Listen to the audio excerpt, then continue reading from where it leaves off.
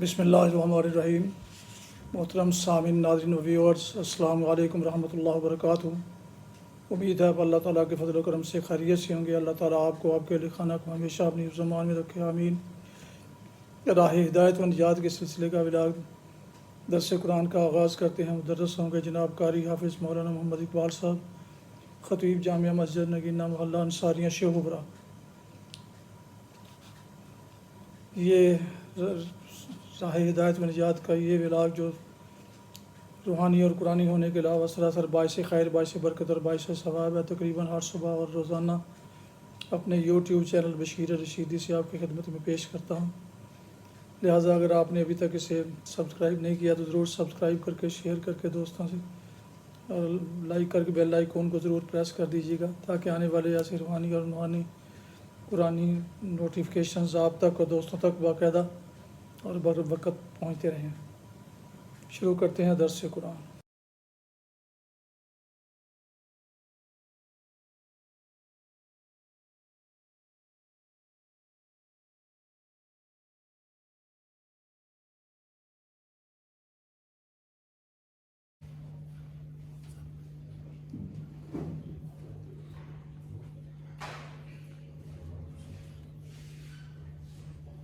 الحمد لله وكفى والصلاة والسلام على من لا نبي بعد.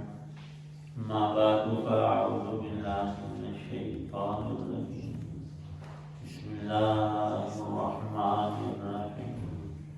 إذا الشمس كورت وإذا النجوم انكدرت وإذا الجبال سيرت وإذا العشار عطلت وإذا الوحوش حشرت وإذا البحار سجرت وإذا النفوس زوجت وإذا الموءودة سئلت بأي ذنب قتلت وإذا الصحف نشرت وإذا السماء كشطت وإذا الجحيم سعرت وإذا الجنة أزلفت علمت نفس ما أحضرت. صدق اللہ العظیم.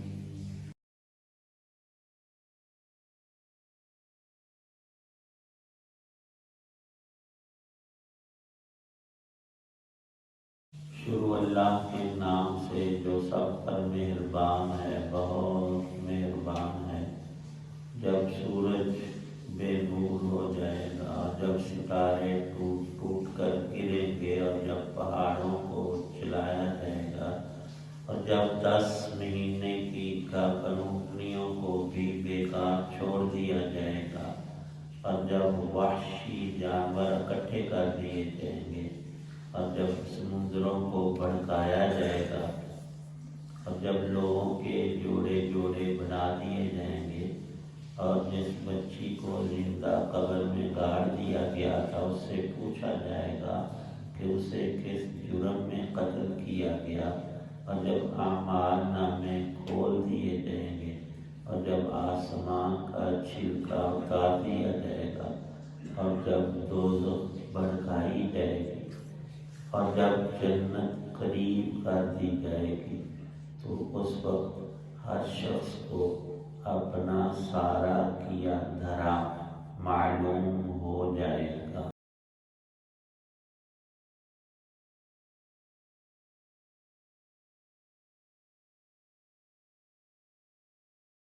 سورۃ التکویر کی ابتدائی 14 آیات ہیں۔ ان میں اللہ تعالی شانہ نے قیامت کے دن کی منظر کشی کی ہے۔ کچھ چیزیں وہ ارشاد فرمائیں جو نفخہ اولا، پہلی دفعہ جب سور پھونکا جائے گا تو اس کے اثر سے جو تبدیلیاں ہوں گی ان کو ذکر فرمایا، اور دوسرے نمبر پر جب نفخہ ثانیہ دوسری مرتبہ سور میں پھونکا جائے گا، اور سب ہم انسان، اگلے پچھلے اور جنات دونوں زمین کی حیت کو بدل کر بالکل برابر ہوگی، یہ اونچ نیچ کچھ نہیں رہے گا، تو اس وقت کی 6 باتیں ارشاد فرمائی ہیں، اور لکھا ہے کہ جو شخص قیامت اس کے وقوع اور مناظر کو اپنی آنکھوں سے دیکھنا چاہے تو وہ قرآن پاک کی یہ صورتیں جو اب شروع ہوئی ہیں،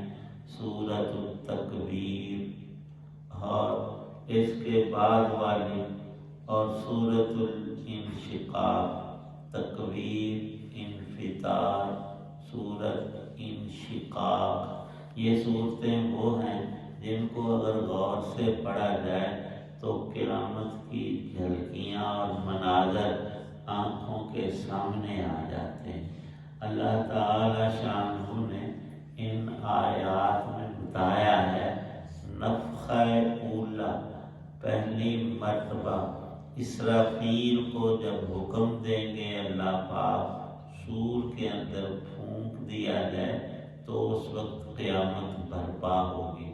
فرمایا رسول کریم صلی اللہ تعالی علیہ وسلم نے معراج کی رات میں نے اسرافیل کو دیکھا۔ وہ فرشتہ بہت ہی بڑا فرشتہ ہے، 4 فرشتوں کو اللہ نے زیادہ عظمت دی ہے، ان کے جسم، طاقت، ان کی بناوٹ میں سب سے پہلا نمبر تو جبرائیل علیہ السلام کا ہے، اور اس صورت میں موجود ہے ان کا ذکر، ان کا قرآن لانا، نبی پاک صلی اللہ علیہ وسلم کے پاس حاضر ہونا، اور نبی پاک صلی اللہ علیہ وسلم نے ایک مرتبہ ان سے فرمایا تو اکثر وہ انسانی شکل میں آتے تھے، فرمایا کہ تیری جو اصلی صورت ہے اس میں تجھے دیکھنا چاہتا۔ تو جبرائیل نے کہا آپ آسمان کی طرف دیکھیں۔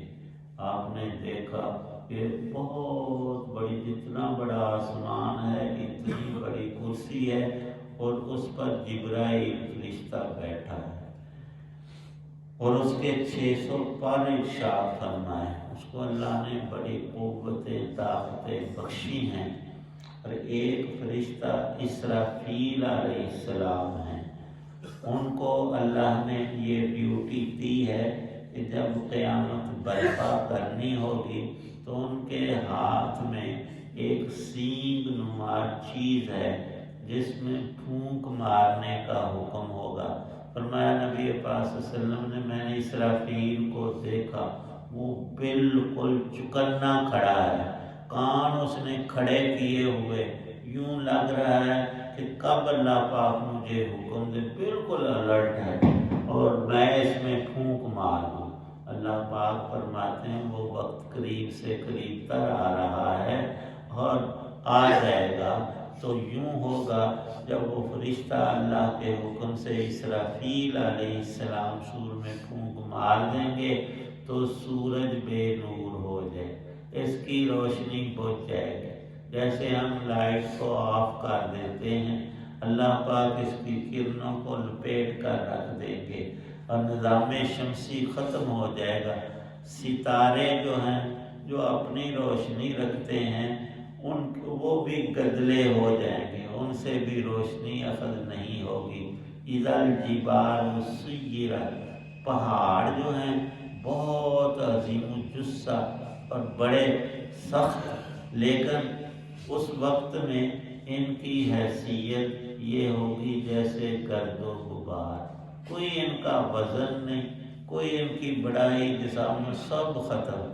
فرمایا اذا الاشار عطلت، آدمی کے پاس جو سب سے قیمتی چیزیں ہوں گی ان کو بھی سنبھالنا چھوڑ دے۔ عربوں کے ہاں اونٹنی بڑی چیز اس لیے سمجھی جاتی تھی کہ اس میں فوائد ان کے بہت، اونٹوں پر وہ لمبے سفر کرتے تھے اور اونٹنی کا اکثر دودھ پیتے تھے اور ان کا گوشت بھی کھاتے تھے، بالخصوص وہ اونٹنی جو گابن ہو اور بچہ جننے کے قریب ہو، 10 مہینے اس کے حمل کو گزر چکے ہوں، پھر وہ اس کی بڑی ہی کیئر کرتے تھے، دن کو بھی رات کو بھی، اس کو اپنی نظر میں رکھتے تھے، یہ کب بچہ جنے، ایک تو ہمارے اونٹوں کی تعداد بڑھے اور دوسرا ایسے دودھ حاصل ہو، وہ ان کے ہاں ربوں کے ہاں سب سے قیمتی چیز تھی۔ تو مراد اس آیت پاک میں مفسرین نے یہ لکھی ہے کہ انسان کے پاس جو مال و دولت اور قیمتی چیزیں، کوئی ہیرے جواہرات، ان کو سنبھالنا اور محفوظ کرنا بھی چھوڑ دے گا، اس کو اپنی جان کی پڑ جائے گی۔ اذا الوحوش حشرت، اور اس پھونک کا اثر یہ ہوگا کہ جنگلی جانور جو انسانوں اور آبادیوں سے دور رہتے تھے، انسان کو دیکھ کر جنگلوں میں بھی دوڑ لگا دیتے تھے، وہ اس وحشت کے وقت میں شہروں اور آبادیوں کا رخ کر لیں گے، گھبرا کر ادھر کو آ اکٹھے ہوں گے۔ اذا الوحوش حشرت واذا البحار سجرت، اللہ پاک فرماتے ہیں ہم سمندر کے پانی کو ابال دیں گے، وہ ابل کر بھاپ بن کر ختم۔ سمندر کا پانی، دنیا جو ہماری یہ زمین ہے، اس میں خشکی ایک حصہ ہے اور پانی سمندر 3 حصے ہے، لیکن اللہ اپنی قدرت دکھائیں گے، پانی ناپید ہو جائے گا اور پھر وہ زمین کی کھائیاں اور گہرائیاں، کئی میل گہرا پانی تو رہا نہیں، وہ غار اور وہ نیچی جگہ پھر اللہ کے حکم سے سب برابر ہو جائے، کوئی اونچ نیچ زمین کے اندر باقی نہیں رہے گا۔ اذا النفوس زوجت، پھر اگلا منظر شروع ہوگا، نفخہ ثانیہ کے بعد 6 کام پہلے ہوں گے اور 6 اس کے بعد شروع ہوں گے، دوسرے نفخے کے بعد۔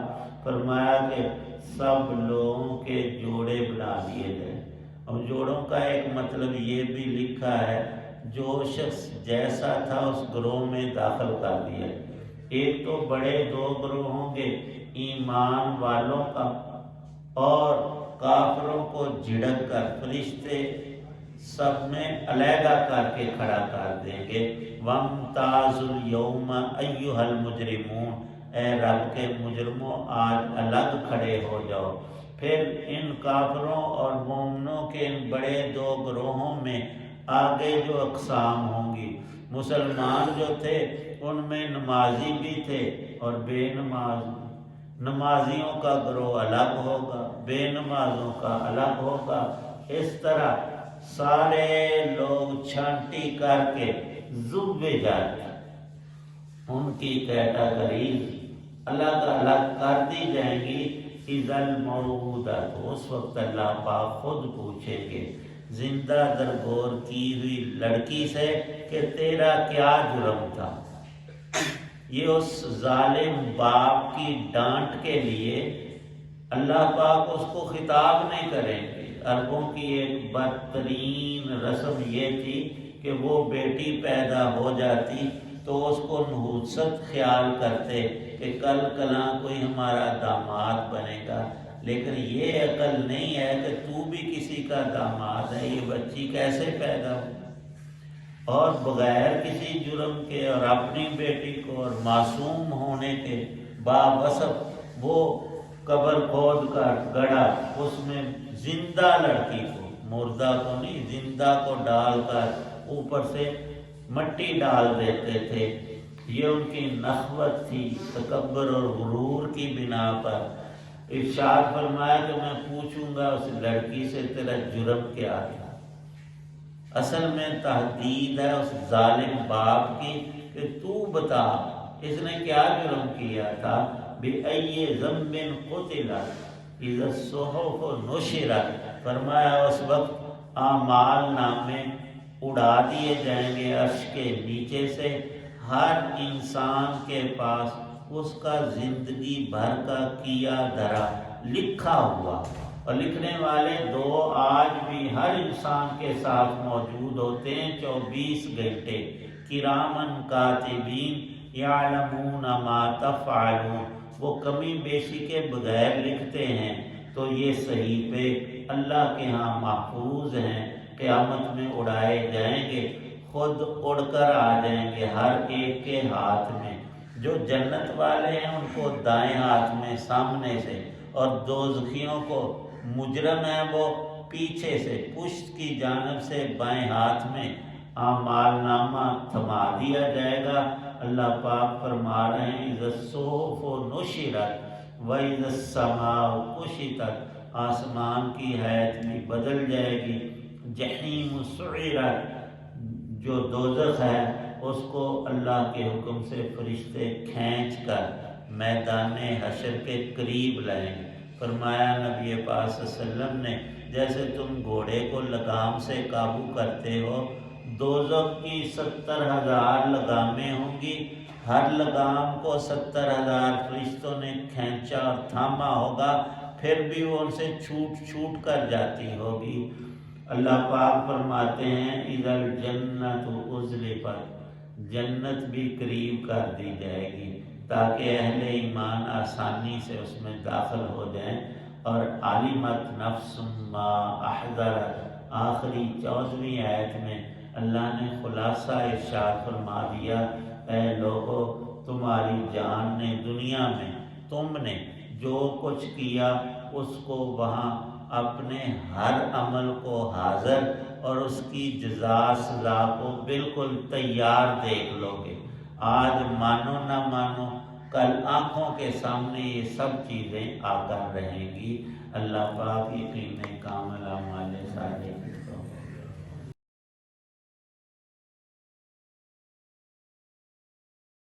الحمدللہ رب العالمین والصلاة والسلام علی رسول النبی الکریم۔ ربنا ظلمنا انفسنا وان لم تغفر لنا وترحمنا لنکونن من الخاسرین۔ اللهم اجرنا من النار وادخلنا الجنة مع الابرار یا عزیز یا رب ارحمهما كما ربياني صغيرا۔ اللهم اجعل القرآن ربيع قلوبنا ونور صدورنا۔ اللهم انا نسألك علما نافعا ورزقا واسعا وشفاء من كل داء۔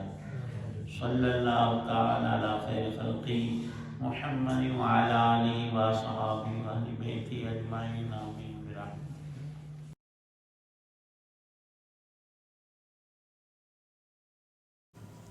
آپ سن رہے تھے اور دیکھ رہے تھے راہ ہدایت و نجات کے سلسلے کا ولاگ درس قرآن، جس میں آج سورہ تکویر کی پہلی 14 آیات 1 تا 14 کی تلاوت، ترجمہ اور تفسیر بیان کی گئی۔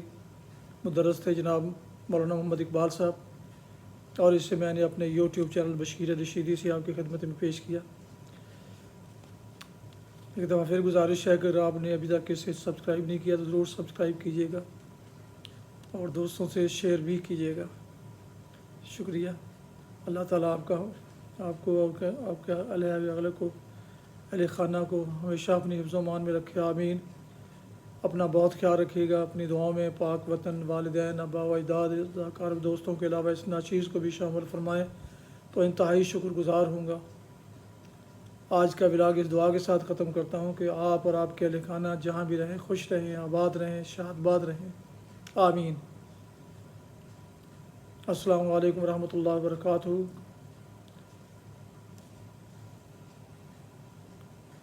پاکستان زندہ باد۔ اللہ حافظ۔